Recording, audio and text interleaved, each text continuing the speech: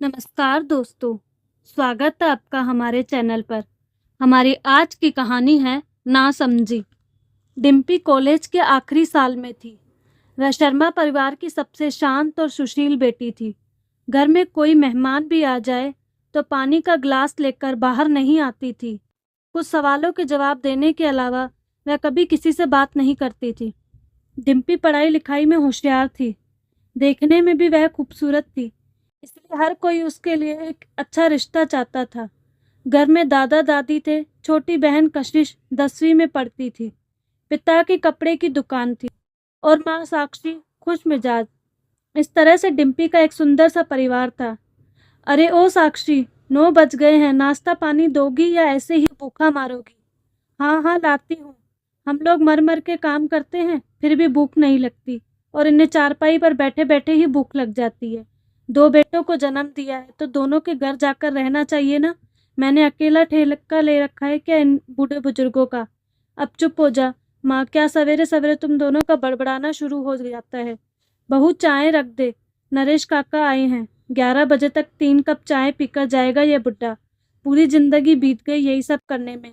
बहू चाय ला रही हो ना? हाँ ला रही हूँ बाबा। दादा दादी के साथ माँ की होने वाली किचकिच देखकर डिम्पी का शादी से मन ही उठ गया था। हम पढ़े लिखे हैं, खुद कमा खा सकते हैं, शादी के दूसरे के परिवार में नौकर की तरह क्यों रखना? डिम्पी शाम को कॉलेज से आई, माता पिता कमरे में ही बैठे थे। क्यों ना हम 4-5 दिन के लिए कहीं घूम आए। अब तो बच्चे भी बड़े हो गए हैं। साक्षी, मैंने कितनी बार कहा है कि पैसे ले लो और बच्चों को भी ले जाओ, कहीं घूमने चली जाओ। माँ पिताजी को छोड़कर मैं कहीं बाहर नहीं जा सकता हूँ। हाँ, हमेशा की तरह बहाना बनाओ। उन्हें 4-5 दिन के लिए अपने छोटे भाई के पास क्यों नहीं भेज देते? ऐसा नहीं करूँगा मैं, और आगे से इस मुद्दे पर किसी तरह की कोई बात नहीं होगी।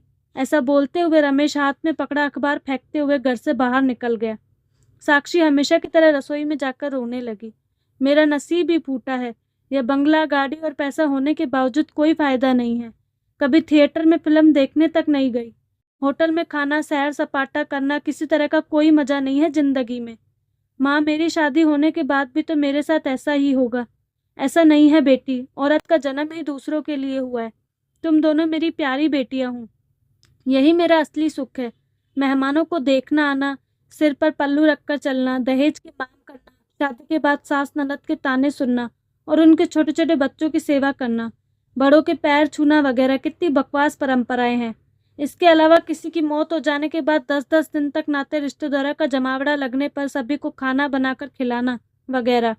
एक बहू को लगातार घर का काम करते हुए डिप्टी ने करीब से देखा। एक बार शादी हो गई तो हम इस परंपराओं में पूरी तरह से फंस जाएंगे, जिससे छुटकारा मिलना मुश्किल है। इससे बेहतर है कि मैं शादी ही ना करूं। एक दिन दूध लेने डिम्पी बाहर गई। पड़ोस के ही अक्षय से उसकी टक्कर हो गई।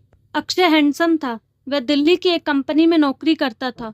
इस समय वह 1 महीने की छुट्टी लेकर गांव आया था। डिम्पी उसे अच्छी लगती थी, इसीलिए वह अलग अलग तरीके से उसका ध्यान खींचने की कोशिश करता था। दूसरे दिन डिम्पी कॉलेज जाने के लिए निकली। अक्षय भी उसके पीछे पीछे मोटरसाइकिल से गया। डिम्पी ने अपनी गाड़ी के शीशे में से अक्षय को आते हुए देखा और नजरअंदाज करके चली गई। अक्षय पूरा दिन उसके कॉलेज में बैठा रहा। शाम को कॉलेज से निकलते ही उसने डिम्पी को रोक लिया। डिम्पी, तुम मुझे बहुत अच्छी लगती हो, मुझसे शादी करोगी? पागल हो गए हो क्या तुम? क्या काम करते हो? दिल्ली की एक कंपनी में नौकरी करता हूँ। 20,000 रुपये तनख्वाह है मेरी। तुम भी वहाँ 17 से 18,000 रुपये कमा सकती हो। सुखी संसार होगा हमारा। चुप, घर वाले सुनेंगे तो मुझे ही मार डालेंगे। क्या मारेंगे? अभी अभी मेरे फ्रेंड की लव मैरिज हुई है।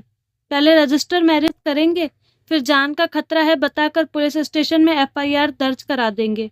कुछ नहीं होता है, बहुत प्रैक्टिस किए लगते हो। चलो हटे रास्ते से। तो क्या मैं हाँ समझूं? मैंने हाँ बोला क्या? लेकिन ना भी तो नहीं कहा तुमने अभी। डिम्पी मन ही मन हंसते हुए अपनी गाड़ी पर बैठ के निकल गई। अक्षय अक्सर अपनी खिड़की से उसके घर की तरफ देखता रहता था।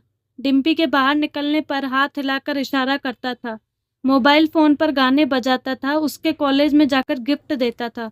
उसके बाहर आते ही वह भी मोटरसाइकिल लेकर उसके पीछे लग जाता था। तुम बस हाँ कह दो डिम्पी, कुछ दिक्कत नहीं होगी। मेरा एक दोस्त दिल्ली में पुलिस विभाग में है, वह हमारी मदद करेगा। मैं तुम्हें जिंदगी भर खुश रखूंगा। तुम जैसा कहोगी वैसा ही होगा। तुम्हें कभी बिना खाए पिए सोना नहीं पड़ेगा। मुझसे ज़्यादा तुम्हें कोई प्यार नहीं करेगा। मैं तुम्हारे लिए कुछ भी कर सकता हूँ, सिर्फ तुम हाँ कर दो।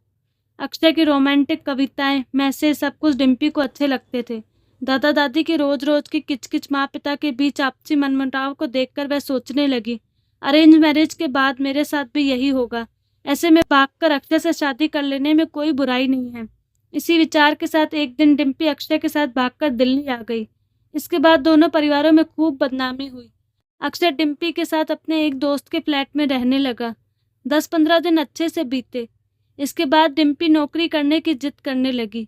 अभी इसकी ज़रूरत नहीं है, पैसे की कमी होगी तो मैं खुद तुम्हारे लिए नौकरी देखूंगा स्वीटहार्ट। एक दिन अक्षय जूस की बोतल लेकर आया, जिसे देखते ही डिम्पी ने मुंह लगाया और आधी बोतल खाली कर दी। 10 मिनट बाद उसे नींद आने लगी। अक्षय, मुझे कुछ हो रहा है यार। कुछ नहीं होगा, तुम बेड पर चुपचाप सो जाओ, मैं यहीं हूँ। दूसरे दिन जब डिम्पी उठी तो देखा कि उसके बगल में कोई दूसरा लड़का सोया हुआ है। डिम्पी के साथ जो हुआ वह उसे समझ गई। वह जल्दी से कमरे से बाहर आई। धोखेबाज, तुमने मुझे फंसाया है। मैं तुम्हें नहीं छोड़ूंगी, पुलिस में शिकायत करूंगी, डिम्पी ने अक्षय से कहा। जा, पुलिस के पास जा, वे लोग तुम्हें खड़ा भी करेंगे क्या?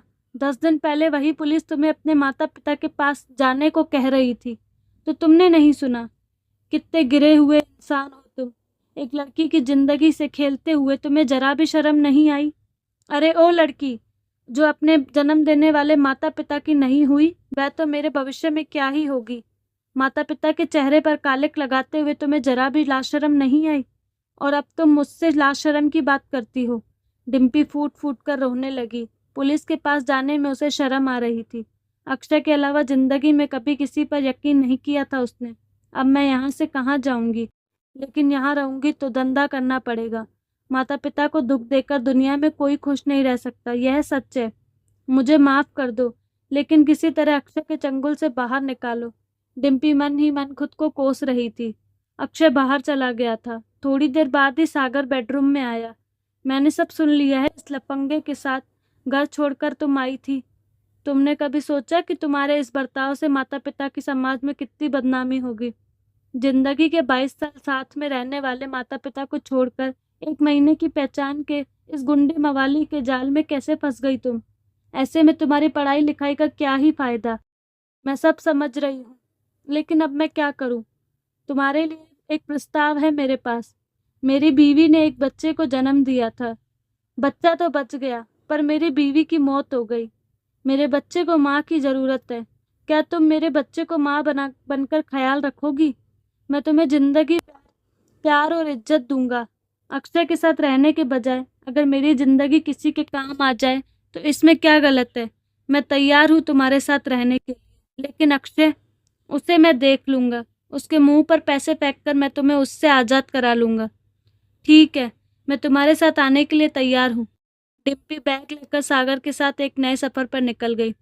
तो दोस्तों, कैसे नासमझी में लिया हुआ उसका एक फैसला आज उसकी ज़िंदगी बर्बाद कर चुका था। तो दोस्तों, क्या आपने भी कभी नासमझी या जल्दबाजी में कोई फ़ैसला लिया है? अपनी राय कमेंट बॉक्स में ज़रूर दीजिएगा। अगर अभी तक आपने हमारे चैनल को सब्सक्राइब नहीं किया तो प्लीज़ चैनल को ज़रूर सब्सक्राइब करें और ऐसी ही मज़ेदार कहानियों के लिए हमसे जुड़े रहें। धन्यवाद।